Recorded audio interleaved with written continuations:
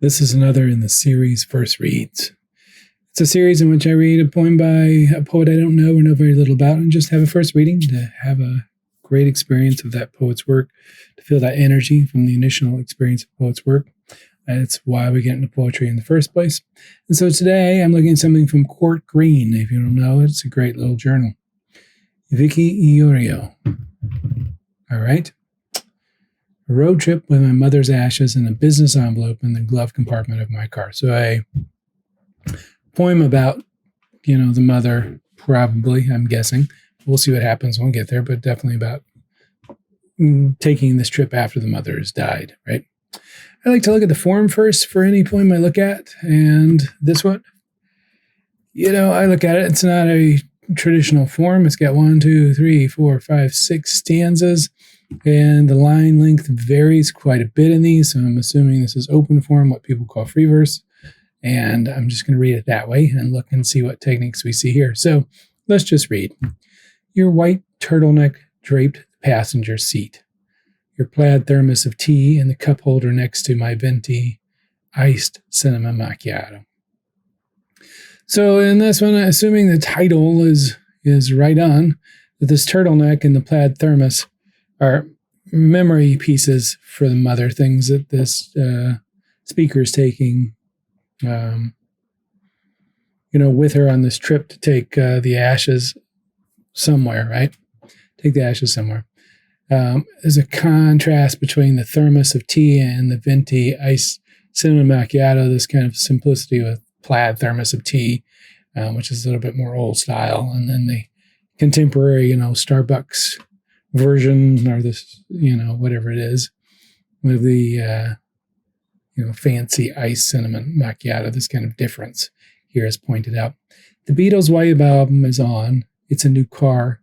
Ma, no more cassettes. I've synced my iPhone with Spotify. Again, there's this kind of difference in time, this having your iPhone synced instead of cassettes would have been on.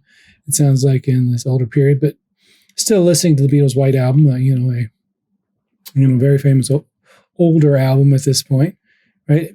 But the car is new, right? So there's this kind of contrast between, the speaker and the mother. We can play anything you want. I'll blast it so you can hear it. I'll sing low. I'll sing so low you can't hear it.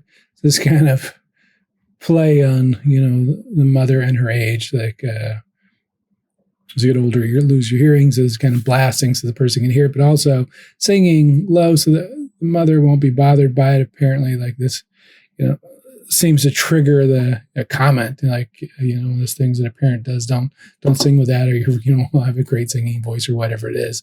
This is kind of memory in that comment. I'll sing so low you can't hear it.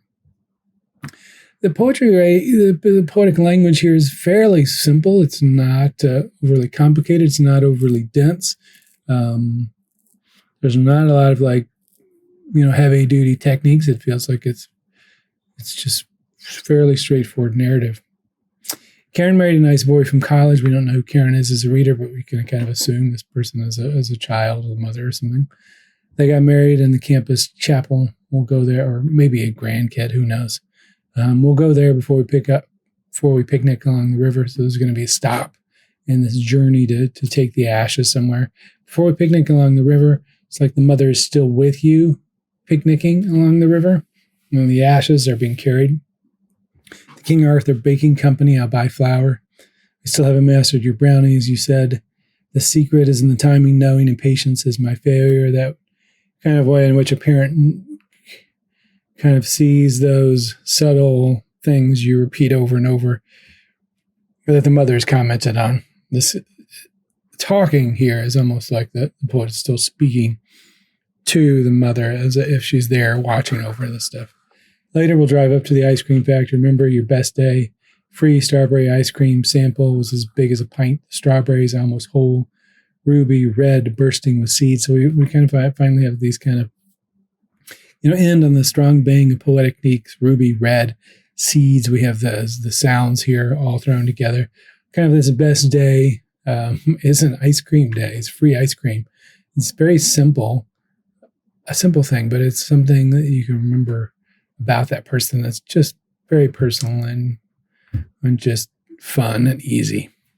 So this really is like I thought it was going to be from the title, a poem about, experience of the mother, of kind of taking this trip with a mother. I thought it might be a final trip, but we don't really know that in this case. I mean, how long the ashes are going to sit in the glove compartment and just become part of this trip with this person, we don't know, because we're not told they're going to be scattered anywhere or anything in the poem. But it is a kind of companion piece between, child and mother, trying to talk to that mother's experience of the child as we go through the poem. So nice little piece. I can see this one in a series of poems on a similar thing, a series about how to deal with death.